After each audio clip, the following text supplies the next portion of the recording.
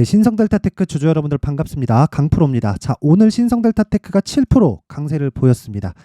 개인적으로 오늘 뭐 그렇게 크게 하락하거나 그럴 상황을 기대를 했었던 건 아닙니다. 그런데 오늘 7% 반등이 그렇게 썩 만족스럽지 못한 것도 사실입니다. 코스닥이 7% 올랐거든요. 자, 그래서 제가 주말에 신성델타테크 관련된 영상을 남긴 내용을 보신 분들은 아시겠지만 신성델타테크는 이제는 반등 구간에 접어든 그 첫 번째 단계가 왔고 지금부터 반등을 확인하면서 매수 구간으로 잡아야 되는 구간에 왔다고 이야기를 드렸습니다. 근데 자, 제가 지난주부터 계속해서 말씀드린 거 있죠. 이번 주가 되면 이렇게 역배열로 전환된다. 근데 오늘 역배열로 전환이 됐습니다. 이건 사실상 너무 당연한 거예요. 왜 그러냐면 이동평균선은 단순히 거래된 그 기간에 맞춰서 그쵸? 가격대별로 평균 가격을 정하는 겁니다. 그리고 내일이 지나고 모레가 지나면 어떻게 되냐?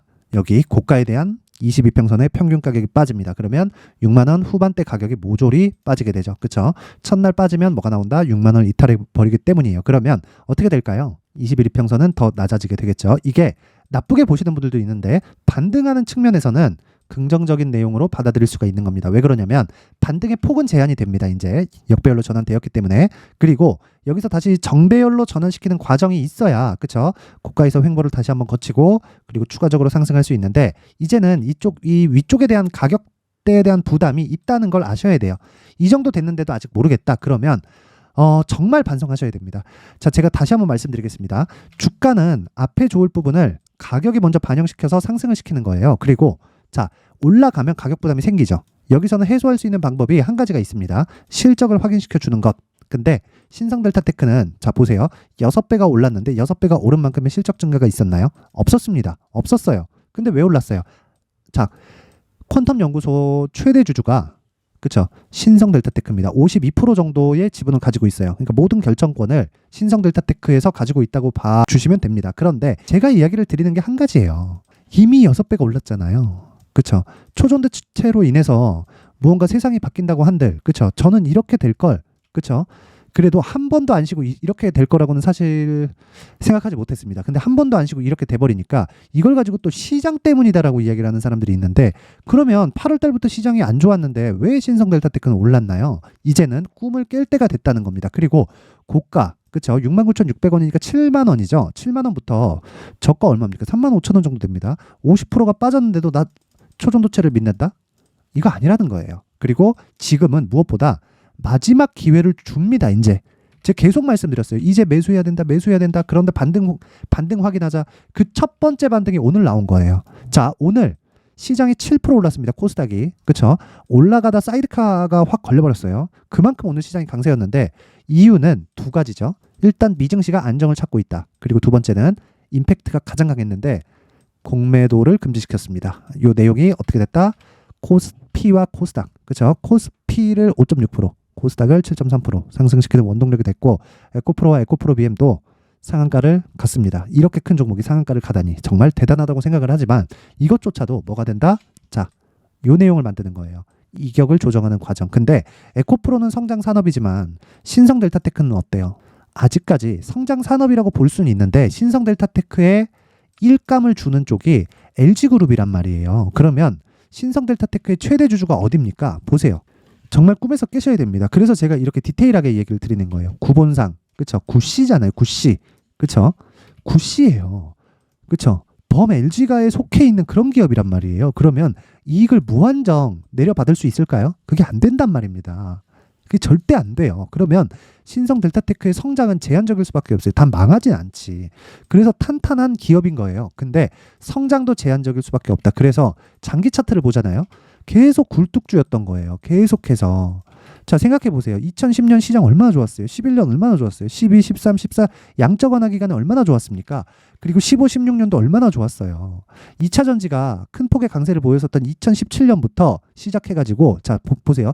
2017, 2018년도에 강세 보였죠. 19년도에 50%, 60% 빠졌습니다. 그리고 2020년도 코로나 만나면서 에코프로하고 관련된 종목들이 정말 폭등을 하기 시작했고 올해도 폭등을 했습니다. 근데 올해는 뭐 때문에 상승했나요? 2차 전지의 움직임이 있을 때마다 그쵸? 성장하는 폭을 늘렸지만 에코프로처럼 그쵸? 절대적인 기술력을 가지고 그렇게 상승하는 건가요?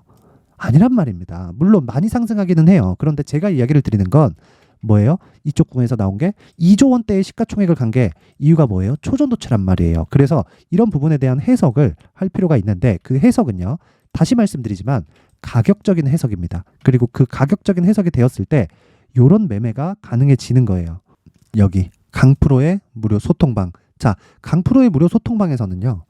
앞서 말씀드렸던 대로 제가 신고가에 대한 이해, 그렇죠? 신고가에 대한 이해와 함께 제가 뭘 한다 그랬죠? 선반영에 대한 구조, 그렇죠? 이런 부분을 이해했을 때 다시 말씀드리지만 단기 매매를 할 수 있고요. 단기 매매가 진행됐을 때 뭘 할 수 있냐? 장기 투자로 전환될 수 있지만 장기 투자는 3개월입니다. 3개월 최고치입니다. 최고치. 어떤 주식이든 3개월을 상승하고 나면 적게는 20-30%, 많게는 30% 이상도 조정을 줍니다. 그래서 자, 이 내용을 한번 볼게요. 제가 일단 오늘 여기 보이시죠? 11월 6일 한국알콜, CCS, 하나마이크론. 자, 정확히 확인시켜 드릴게요. 한국알콜, 그쵸? 시가 대비해서, 그쵸? 고가 26%, 종가 14%, 시가 대비해서 5% 정도의 종가가 나왔습니다. 그쵸? 분봉상의 움직임, 그리고 오늘 시장이 좋았기 때문에 굳이 장중에 매도할 필요가 없어요. 그리고 상한가에 도달하지 못했다면 저는 매도합니다. 그쵸? 매도했을 때 몇 프로? 5% 수익. 그리고 하나마이크론입니다. 저는 반도체 섹터를 굉장히 좋게 봅니다. 근데 반도체 섹터를 좋게 보는 이유는 앞으로 뭐 HBM 어쩌고저쩌고 AI 반도체 어쩌고저쩌고 그것 때문이 아니에요. 제가 반도체를 좋게 보는 이유는요. 삼성전자와 하이닉스가 시장 대비 강합니다. 굉장히 강해요. 그리고 하이닉스는 오늘도 물론 시장이 좋아서 상승이 나왔겠거니 이렇게 보실 수도 있지만 자, 시장을 약하게 만든 종목들은 당연히 반등이 나왔겠죠. 그런 부분이 일정 부분 해소가 되었으니까 공매도를 금지시키면서. 그래서 에코프로와 에코프로 BM이 초강세를 보인 건데 하이닉스 5.7% 올랐습니다. 자, 그럼 생각해 보세요. 하이닉스는 시장이 조정받을 때 안 빠졌어요. 안 빠졌습니다. 보세요. 자, 보세요. 시장이 조정받을 때 안 빠졌어요. 자, 그리고 하나 더 보여드릴까요? 업종. 그쵸? 시장이 이렇게 됐는데도 안 빠졌습니다. 그쵸? 시장이 급락이 나오는데. 이걸 보시라는 거예요. 이걸. 왜 안 빠졌을까를 보는 게 아니라 안 빠졌구나. 반도체에 무언가가 있구나. 실적 봤더니 보세요. 하이닉스 실적은 뭐 말 안 해도 알지. 계속 적자죠. 적자잖아요. 왜 적자가 좋은 줄 알아요? 실적이 좋다는 기준이 뭐죠? 전 실적을 넘는 거예요. 그쵸? 전 실적보다 잘 나왔을 때 실적은 좋다고 표현을 하고요. 전 실적에 대비해서 증권사의 예상치가 잡힙니다. 그러면 이 구간을 봤을 때 우리가 뭘 한다? 요 내용이 나오는 거예요. 요 내용이. 그쵸? 넘어야 될 산이 낮다는 겁니다. 그래서 실적이 좋은 걸 하지 말라는 거예요. 하지만 사이클에 대한 이해가 필요하고 가격에 대한 이해가 필요하다는 겁니다. 그런 가격에 대한 이해가 되었을 때 강프로의 무료 소통방에서는 자, 하나마이크론 같은 종목을 매매하는 겁니다. 자, 하나마이크론. 자, 내용 확인할게요. 시가 3%, 고가 9%, 종가 6%. 그쵸? 종가에 매도했을 경우에 몇 프로 나옵니까? 3% 정도 수익이 나오죠. 그쵸? 별거 아니라고 볼 수도 있습니다. 그런데 제가 이야기를 드리는 건 대형주를 베이스로 가는 종목은 하루 이틀 오르고 끝이 아닙니다. 그쵸? 이거 보세요. 상한가를 가고, 그쵸? 요 날 9월 달에, 요때 무슨 얘기가 있었냐면, 삼성전자가 안 빠지다가 호재가 하나 딱 터집니다. 왜 터져요? 엔비디아의 HBM3 납품 승인을 받았다. 그쵸? 테스트까지 마쳤다. 그쵸? 그러면 하이닉스랑 경쟁이 되겠죠? 근데 그 전에 왜 삼성전자의 HBM 장비를 납품하는 하나마이크론은 이미 신고가를 달성하고 있었을까요? 여기부터 추적을 해가는 겁니다. 그랬을 때 내가 반등을 확인하고 매수했을 때 이런 시세를 먹을 수 있는 거예요. 지금 뭐예요? 고가에 대한 저항을 받고 있죠. 이 저항을 넘어갈 수 있는 확률이 지금은 있죠. 왜? 시장이 안정화가 됐으니까. 그리고 시장 대비해서 강한 종목이 반도체였으니까. 그래서 반도체를 좋게 보는 겁니다. 자, 그런데 이런 부분만 있는 게 아니라 오늘 CCS 같은 경우에는 자, CCS는 제가 계속해서 이야기를 드렸습니다. CCS 보세요. CCS 같은 경우에 초전도체 관련된 종목으로 인해서 지난주에 이틀 상한가를 갔죠. 그런데 자, 보세요. CCS 시가 마이너스 15% 찍혔습니다. 보세요. 8시 54분 CCS 매수. 그쵸? 여기서 왜 이렇게 됐을까요? 신고가를 만들고 매물 소화 과정을 거치고 이미 시세가 발생했는데 시간에서 하한가를 시킨 겁니다. 그러면 가격적으로 세력이 빠질 수 있는 가격대를 만들어야겠죠. 그렇죠? 그 시세를 낼 수 있는 구간이 나온다. 그건 제 CCS 지난 영상 보면 주말에 제가 영상을 2개 정도 남겨드렸는데 그 부분 참고하시면 되지만 다시 한번 말씀드리면요.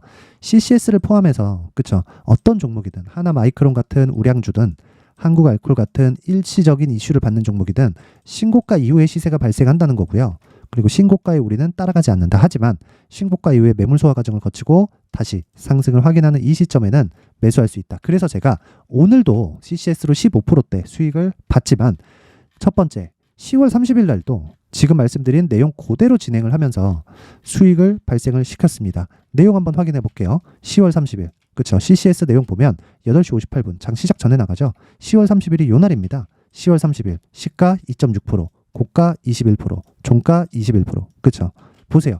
왜 하루에 20%의 수익이 나왔을까요? 신고가 만들었죠. 매물 소화 과정 거칩니다. 그리고 나서 반등 확인해요. 그리고 나서 나는 매수한다. 그리고 자, 고가 저항 받을 걸 예상해서 종가에 턴다. 만약에 상한가를 갔다면요. 하루도 보유. 다음날 갭이 나오니까 이게 끝입니다. 만약에 요 내용을 제가 여기 매도한 걸 보면 몰랐다는 거겠죠. 저라고 아쉽지 않을까요? 아쉽습니다. 근데 원래 주식이 이래요. 모든 걸 다 먹을 수 없다. 하지만 모든 걸 다 먹지 않더라도 내가 매수를 잘하면 굉장히 효율적으로 뭘 할 수 있어요. 이렇게 할 수 있다는 겁니다. 단기간에 20% 수익을. 그리고 요 기준이 되는 건 무조건 신고가입니다.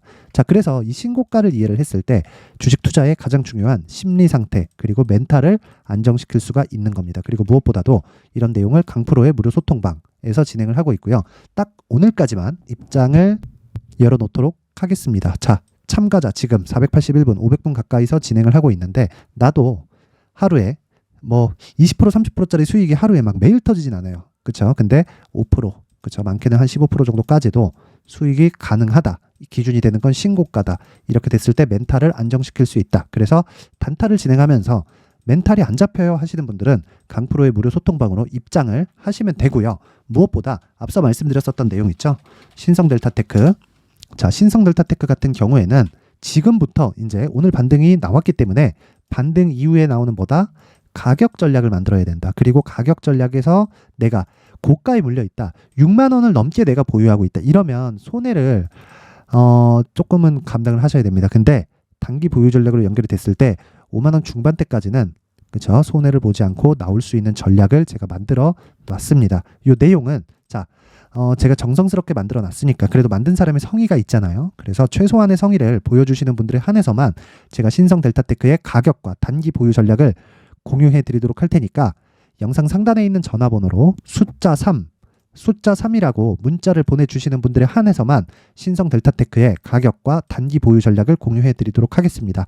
시청해 주시는 모든 분들이 상단의 전화번호 확인해서 숫자 3이라고 문자 보내고 자, 가격 그리고 비중 그리고 어느 정도의 효율적인 매매가 가능한지 그 원리에 대해서 제가 그대로 가져가서 똑같이 매매를 하시면 됩니다. 다시 한번 말씀드립니다.